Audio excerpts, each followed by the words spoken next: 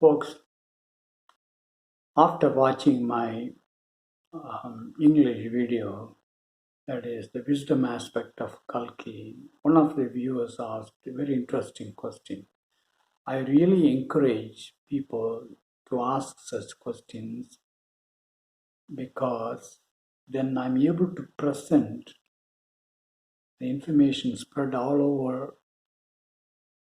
my videos from your own viewpoint to answer exactly your questions. It will save a lot of your time. So please ask questions when you watch video if you have any. Now, the question that he asked is very, very important question, and that is, yes, you're talking about all these dreams of this eternal unknown. How come this world that we are living as human beings is so real? How come this is an illusion? How come we forget that this is an illusion? And also we mentioned about the process of a dream which creates all these worlds.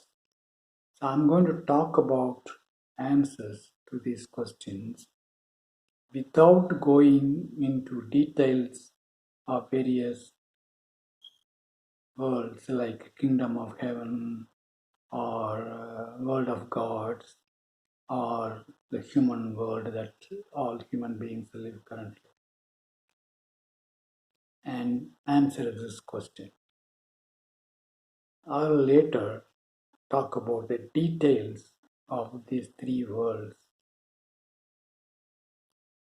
in a different video. Now, in an earlier video, I was talking about that you are an eternal unknown because everything that you know about yourself is through an instrument. What the instrument shows is not what you are, but what you really are is the one who is using the instrument. For example, if you will stand before the mirror is an instrument, and what the mirror shows is not really you, it's an image of you with respect to that instrument, and you are the one who is standing before. Same thing about your five senses and your mind, various thoughts, etc. etc.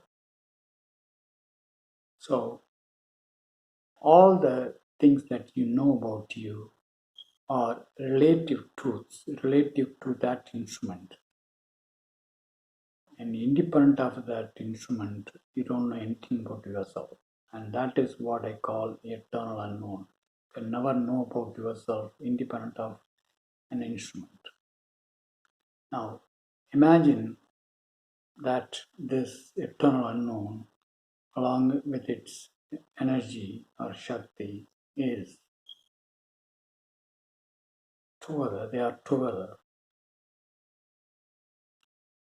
Remember, this is what people call Shiva and Shakti. Shiva is the witness or the observer, and Shakti is the energy around that witness. It's also called witnessed and also observed.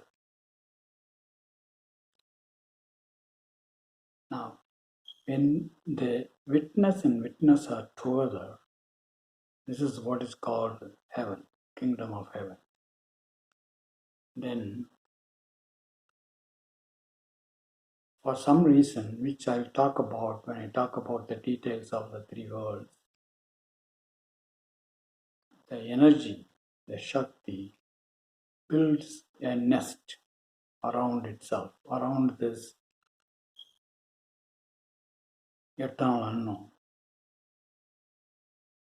Because without the eternal unknown, without the witness, there cannot be any witnessed.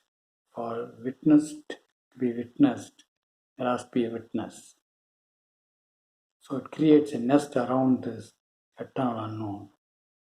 And that nest is called kingdom of gods, the world of gods. For example, that's where the Maheshwara or Shiva with the three lights, and the notion of God that Christianity talks about, which expresses as three lights. They're all there in that nest. I'll talk about this kingdom of gods later in the video. Not in this video, maybe in another video. The details of its creation, destruction, etc. Then this Shakti or the witnessed builds another nest around this kingdom of gods, and that nest is what is called the world, that the universe that you are witnessing as a human being. It makes multiple copies of itself. Remember, in the kingdom of God, there is only one eternal unknown, the three lights. But in the nest where the human beings are, there are multiple copies of this eternal unknown with their own bodies and so on. Now, right at this point, I want to make it very clear. That is, this Shakti or energy or the witness has the power to create infinite number of nests, whatever nature or how many number it wants to, it can create. It has the power to create. For example, some of the nests can be visible from the world of human beings, from the nest of human beings. For example, you can see the microbes, the mosquitoes, animals, and so on, so on. Each one of these types of lives, they have their own nest.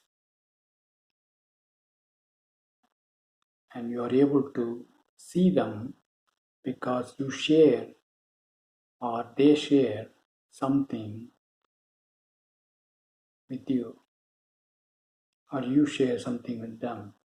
If they were, for example, the animals can see you because your nest is somewhat similar to their nest. That's why they are able to see you and you are able to see them. Then there can be nests where there is no sharing. You cannot be even aware of those lives, and they cannot be aware of your lives. There could be such number of nests the Shakti or the witness can build. Now, let's dive into this question of how come this world is so real? It's not an illusion. Now, suppose in the night you're watching a movie. You're sitting in a sofa or somewhere, something in your house, and you're watching a movie. The movie is so interesting that you are totally engrossed in that movie. And you are living that movie. All that's going on, all that your mind is aware of or your attention is aware of is this world of movies, the hero and heroines, the villains, various incidents and so on. Remember, when you are watching this video and you are totally immersed in that world of the movie, lots of things are happening in your body. The digestion is taking place. Scientists say that even though you are not aware, your senses are receiving various signals from the environment around you in the house. And this world of movies, or the nest of movies, is so real. You're so engrossed in it. The notion of engrossment, totally immersed is very important. And all of a sudden, there is a thought. It says, oh, tomorrow I have to go to work. And immediately, your existence in the world of movies is over. The moment that movies, your engrossed attention is over, then you understand, oh my goodness, it was so interesting. And you realize that it is an illusion. It is something which is not there, but you thought and you really existed. In fact, if you're a woman, when the heroine is hurt by a villain, you felt that you are getting hurt. And when you're suddenly, if you're a man, you become like that hero, killing all the villains, saving the heroine, cracking jokes with the comedian, and so on and so on. All that illusion is over. But as long as you are engrossed in that, your attention is in that movie, and that's real. Everything else around you didn't exist. When the movie is over, then you realize, oh, it's an illusion. Then you wind up the movie, get ready to go to bed, and get on with your work tomorrow next day, and so on. This is exactly what happens in your world of human existence.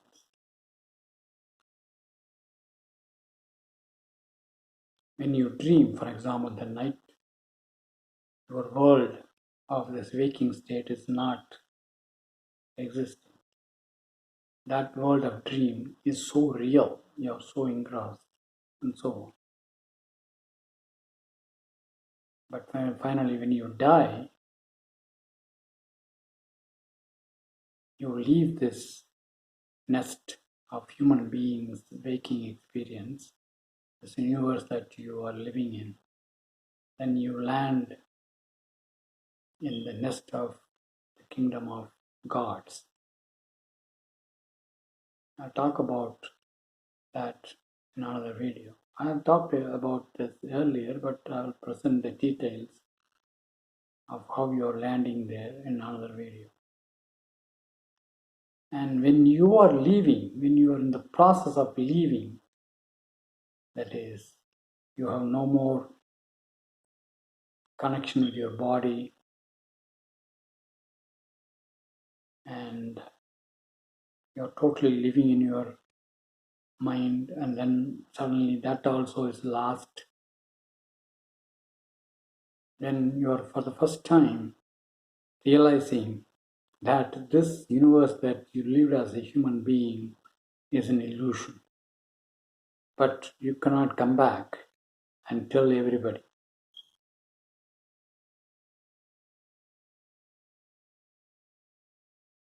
There are people who have near-death experience or come back, and they had the near-death experience. They always felt extreme joy, a motherly feeling, love, light. And also, some people were able to see their ancestors, etc., etc. All those things are a different kind of nest, transition nest, if you will. Transition between this world that you are living in with waking experience and the kingdom of gods. Before you go there, you see all this transitory world.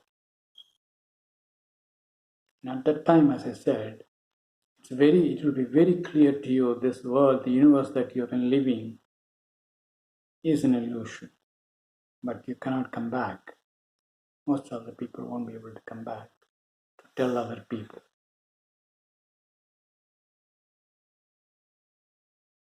Now that should answer the viewer's question. Why the world is so real? Because you're so much engrossed in the world of thoughts, in the world of feelings,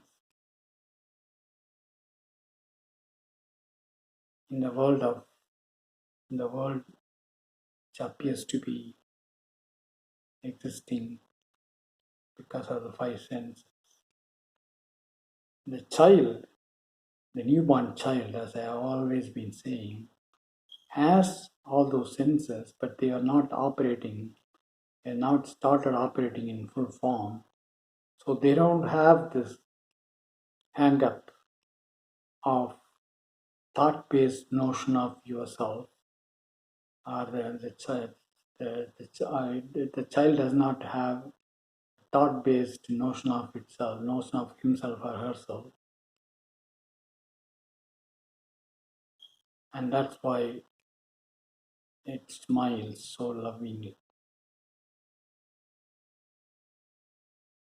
Then it gets into illusion imposed by all these great experiences of human beings.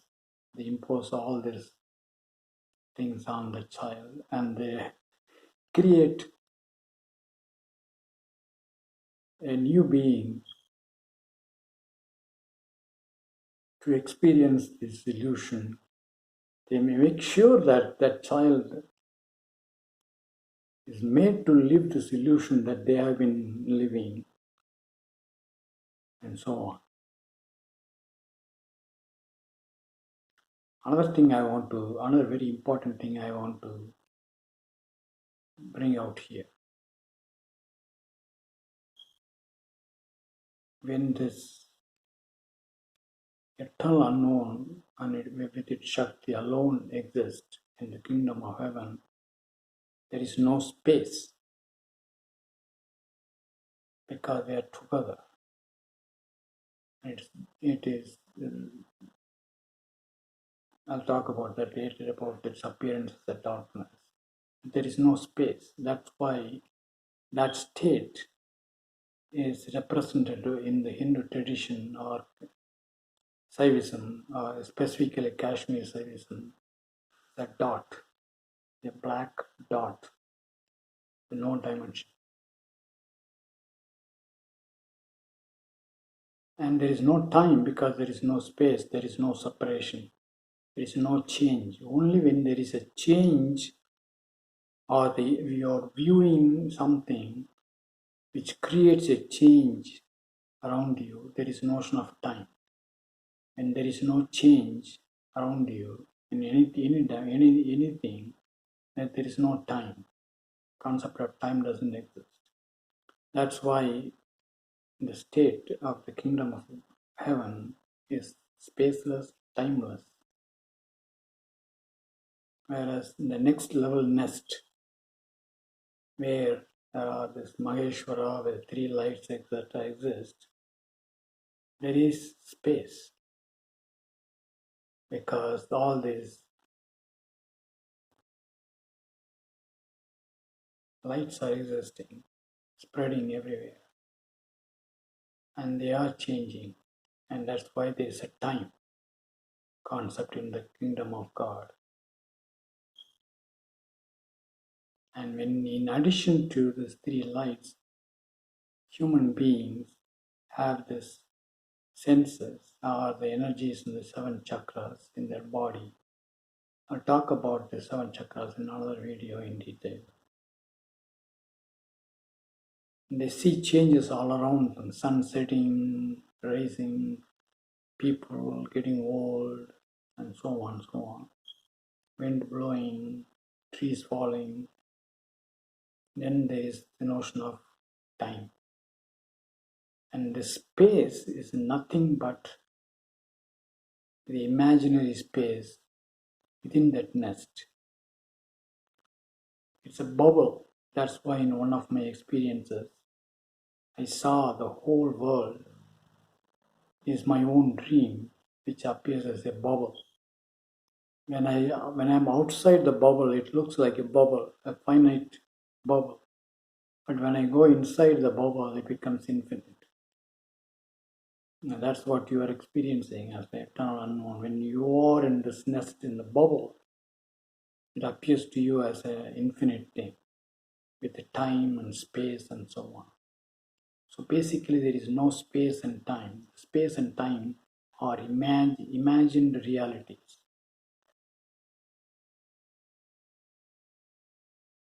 Folks, this, this is what I want to communicate to you.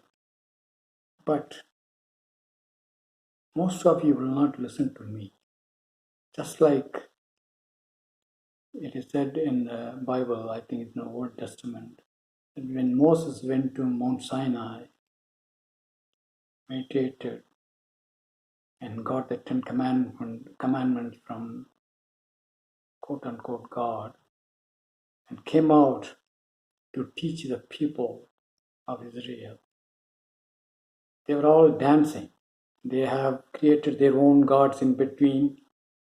They are chieftains, there are captains, the men and women were enjoying, drinking, and so on. And this is what most of the folks are doing right now in this world. And no, they were not listening to Moses.